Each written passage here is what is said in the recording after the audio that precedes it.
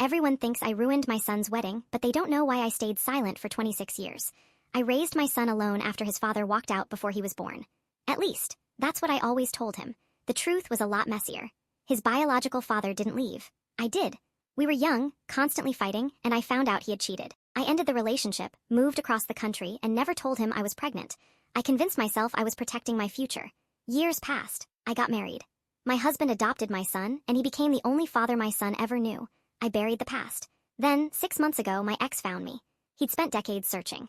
He showed me old letters he'd mailed to my parents that I had never opened. Photos, court filings, private investigators. He hadn't abandoned us. He'd been trying to find us the entire time. He begged me for one thing. Let him decide if he wants to know me. I couldn't do it. Not after 26 years. Not after building an entire life on the opposite story. Then came the wedding.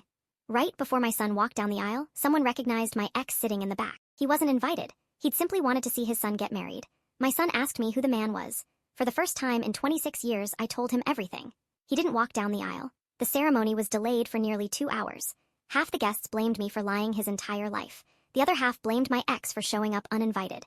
My son eventually got married that afternoon, but he hasn't spoken to either of us since. My husband says I destroyed our family with one confession. My ex says I stole 26 years that he can never get back. And I keep wondering if I'd told my son when he was 10 or 16 or 21, would it really have ended any differently? Or was there never going to be a right time? Was I protecting my son or just protecting myself?